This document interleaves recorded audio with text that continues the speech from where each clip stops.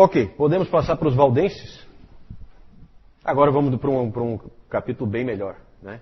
Porque as cruzadas não estão com nada. Vamos falar dos valdenses. Quem foram os valdenses? Os valdenses gostam de falar da primeira reforma. A primeira reforma, na cabeça deles, aconteceu 300 anos da que a gente considera, 300 anos antes daquela que a gente considera a reforma. Eles gostam de falar da primeira reforma e da segunda reforma.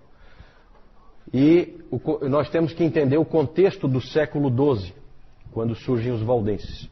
O contexto, evidentemente, é o das cruzadas, é um contexto de turbulência na igreja, cruzadas, tentativas de reforma moral da igreja, como a reforma gregoriana, porque a igreja ia mal, estava mal, inclusive em termos morais. Depois, no Concílio de Latrão, teve que, inclusive, ser baixada uma ordem para que todos os clérigos utilizassem roupas diferentes das demais pessoas, né? Por quê? Para identificá-los quando eles iam no prostíbulo, quando eles iam na jogatina, nesse tipo de coisa. Então, para que minimizasse isso, então eles tinham que se vestir diferente o tempo inteiro das outras pessoas por ordem do Concílio de Latrão, porque não tinha como controlar a imoralidade que tinha dentro da igreja. Então, um momento bastante ruim. A igreja também estava lidando com heresias. A principal, sempre que se fala nesse período, é a heresia dos cátaros, também conhecidos como albigenses. No sul da França apareceram esses hereges aí. Era uma heresia bem gnóstica, estilo gnóstico, com o maniqueísmo. O que é o maniqueísmo? Dois deuses, né? Deus bom e Deus mau.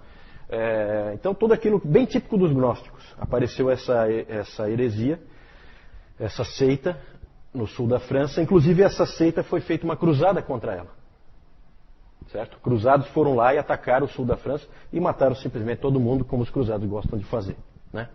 Inclusive, eles foram todos queimados vivos, esses albigenses, né? De uma maneira bem misericordiosa, né? Coisa horrível. E esses albigenses estavam espalhados por uma área no sul da França, entre Toulouse e Lyon. De Lyon até Turim, na Itália, havia um outro grupo. Também uma seita, do ponto de vista da Igreja Católica, só que completamente diferente, que são os valdenses. Certo? Então, sul da França, norte da Itália. Ali você localiza os valdenses, naquela região dos Alpes. Essa é a única seita, do ponto de vista dos católicos romanos, que sobreviveu. A única seita da Idade Média que sobreviveu até os dias de hoje. Inclusive, existem valdenses até no Uruguai. Certo? A Adriana não está aí, mas pela informação que eu tenho, inclusive no Uruguai tem valdenses. Como é que começou esse movimento? Começou com um homem chamado Valdo. Por isso são os valdenses. Esse Valdo era um comerciante. Na verdade, os comerciantes eram uma nova classe que estava aparecendo nessa época, estava começando a surgir. E ele era então mercador, e ele alega que foi chamado por Deus para se desfazer de tudo, viver uma vida de pobreza e pregar o Evangelho. Então ele foi chamado para ser um pregador. Isso foi em 1170. Século XII, 1170, 10 anos antes do nascimento de São Francisco, só para a gente se localizar. Ele começou a pregar utilizando partes memorizadas das Escrituras, que ele memorizava, e aí ele já traduzia para a linguagem do povo. Então ele pregava com essas Escrituras memorizadas e também com textos de pais da igreja memorizados, principalmente Agostinho. Ele tinha muita coisa memorizada e ele pregava para as pessoas. As pessoas começaram a ouvi-lo e muitos começaram a segui-lo. Eles foram chamados então, no início, hoje a gente conhece como valdenses, mas no início eles foram chamados de homens pobres de Lyon. Homens pobres de Lyon. Conforme o movimento crescia, eles fizeram o que todo movimento fazia quando crescia.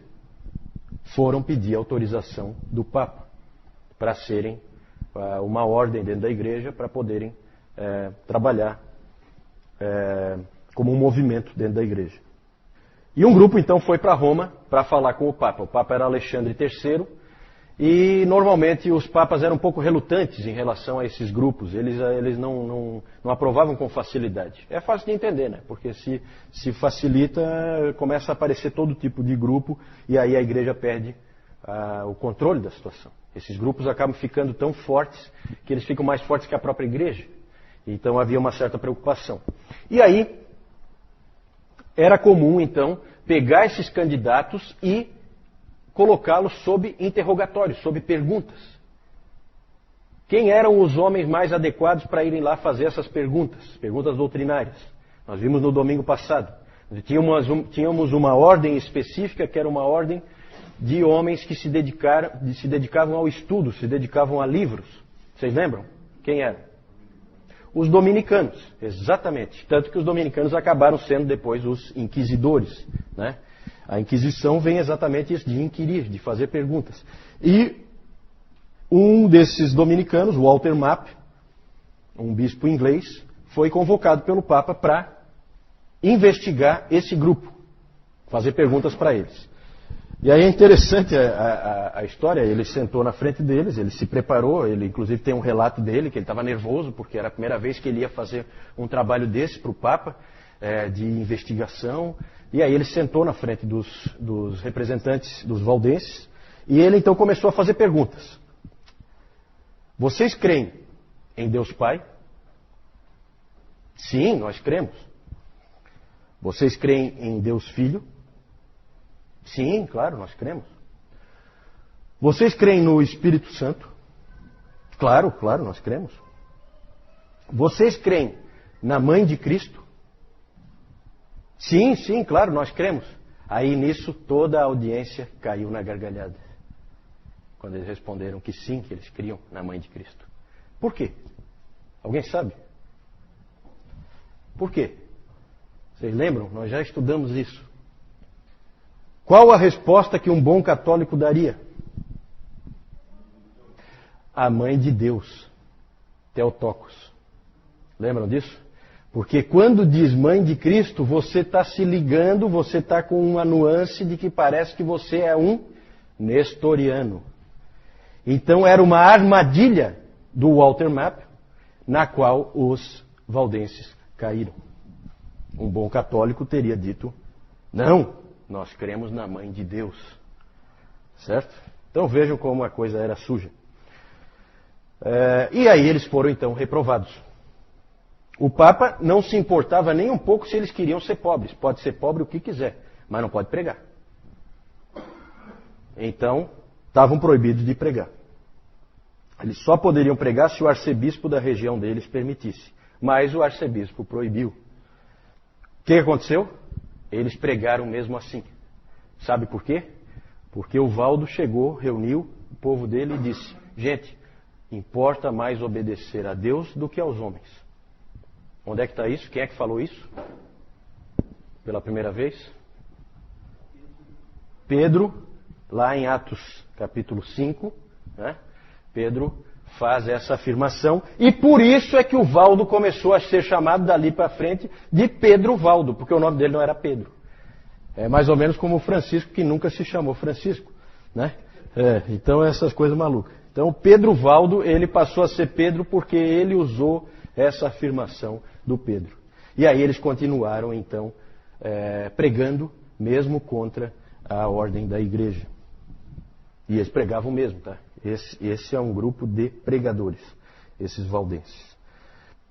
O arcebispo então expulsou todos eles. Que erro, né? No que ele expulsou todos eles, eles se espalharam pela Europa. Primeiro estavam todos juntos, aí eles se espalharam.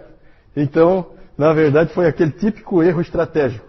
Ele expulsou todo mundo de Lyon, e aí eles se espalharam pela Europa, pregando como sempre.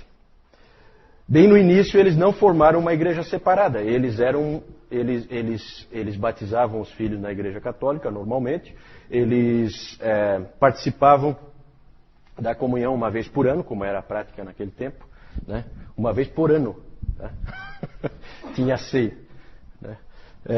Então eles participavam, né, desses rituais da Igreja Católica, mas eles se reuniam separadamente para estudo bíblico.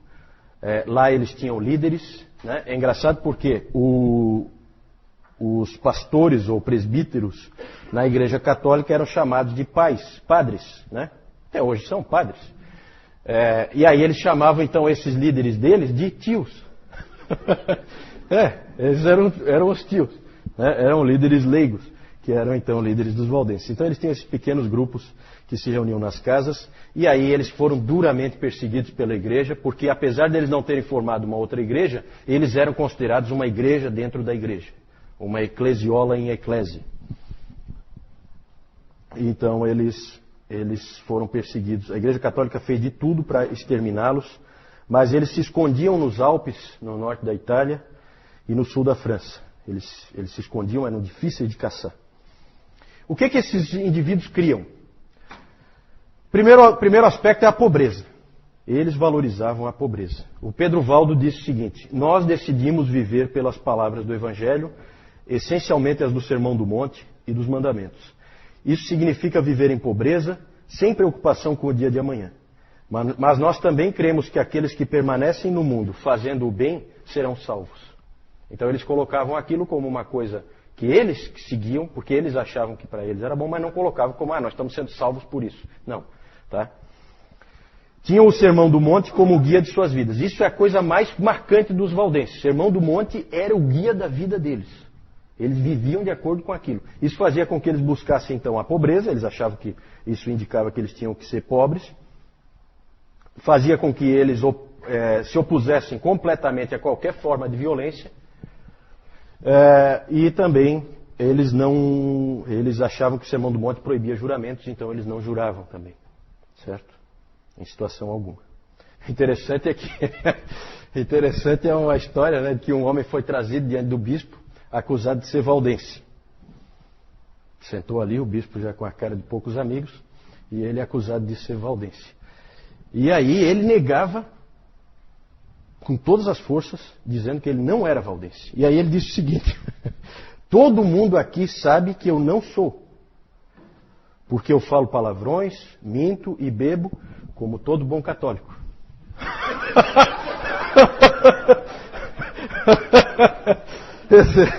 Essa é uma história interessante.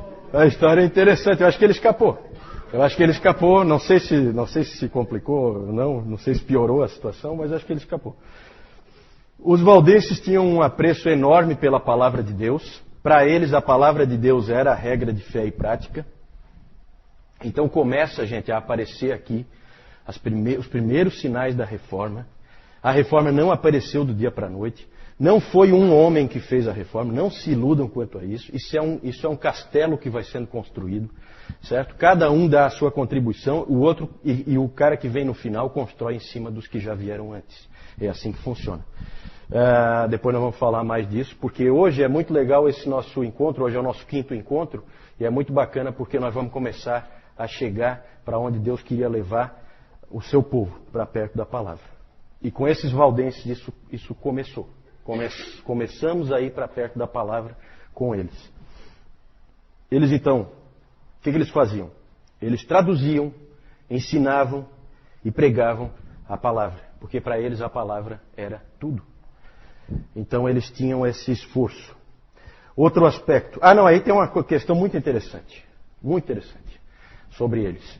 Nas perseguições, gente, era muito comum, vinham aqueles agentes do Papa e prendiam os valdenses e aí tomavam as escrituras que eles tinham e jogavam tudo fora, queimavam, né? As traduções que eles tinham nas mãos, era tudo destruído. Então eles começaram a fazer o seguinte: eles fugiam para os Alpes e eles se combinavam entre si de que cada família decoraria um livro da Bíblia. Então cada família era encarregada, a família como um todo era encarregada, diante dos outros, de decorar um livro das Escrituras. Certo? Vinham, eles eram atacados e coisa, perdiam qualquer coisa que eles tinham escrito, aí eles se reuniam novamente e escreviam de novo, baseado no que cada família tinha para dizer. Isso é uma coisa impressionante. E como é que aconteceu os salmos? Ah, não sei, eu não sei. Tinha que pegar uma família grande, né? Para os salmos, eu acho que tinha que ser uma família grande. Então é realmente impressionante o que esses indivíduos faziam pelo amor que eles tinham à palavra de Deus. Outro aspecto é a pregação leiga. Esse era um povo que pregava. Eles criam que todo cristão tem que conhecer a palavra de Deus. E se ele conhece a palavra de Deus, ele é capaz de pregá-la. Então, todos eles pregavam, né? Todos eles tinham condições e eram capazes de pregar. Então era um movimento difícil de você controlar. Nessa época, os padres não sabiam nada da palavra. Era um desastre, né? Os padres era assim era um momento da igreja o pior possível, esse período que antecede a chegada da reforma. E esses indivíduos conheciam a palavra como ninguém. Então eles impressionavam as pessoas e eles pregavam por todo canto e a igreja oficial não tinha com o que responder. Também eles rejeitavam o sistema sacramental da igreja oficial, né? O material aí que o João entregou para vocês vai falar desse sistema sacramental. Depois nós vamos chegar nisso aí. Eles rejeitavam, para eles só tinha 2 sacramentos. Mais ou menos a ideia deles era como a dos reformadores. Você tem a ceia do Senhor e o batismo como as únicas determinações do nosso Senhor em termos de sacramentos. Quanto à igreja, os valdenses rejeitavam o que eles chamavam de constantinianismo. Constantinianismo. Eles diziam que a igreja oficial é a cara do Constantino. Não tem nada a ver com o Novo Testamento, né? Dentro daquela ideia de que a igreja romana nada mais é do que um fantasma do Império Romano, né? Com toda a sua pompa, a sua hierarquia, os seus jogos de poder, né? O que tem aquilo ali a ver com o Novo Testamento? Nada. E os valdenses perceberam isso perfeitamente. Para eles aquilo tinha tudo a ver com Constantino, o imperador. Nada com o Novo Testamento, nada com Jesus Cristo. Quando chegou a reforma, gente, para encerrar essa parte dos valdenses, quando chegou a reforma, os reformadores de Genebra, Calvino e companhia, uma equipe foi lá falar com os valdenses lá no norte da Itália. Foram procurar eles. Inclusive o Guilherme Farrell, depois nós vamos ver quem é ele, alguns sabem, o Guilherme Farrell foi lá, junto com uma comitiva, conversar com eles, e ali então os valdenses se integraram à reforma. Segunda reforma, do ponto de vista deles, né? Então esses aí são precursores da reforma. Aí nós temos a estátua do Pedro Valdo. Depois eu vou falar dessa estátua aí, porque ali vocês veem que tem uma outra estátua, né? Depois eu vou falar onde é que é isso aí, certo? Vou falar mais pra frente. Alguma dúvida ali em relação aos valdenses? Claro que aqui a gente passa bem rápido, né? Mas aqui, gente, começam alguns elementos. É claro que vai ter que vir mais coisa, é claro que vai ter que vir justificação pela fé somente, mas algumas coisas já começam a aparecer. Palavra de Deus como única regra de fé e prática, né? Tudo isso aí é novo, tudo isso aí não existia, né, ao redor das pessoas.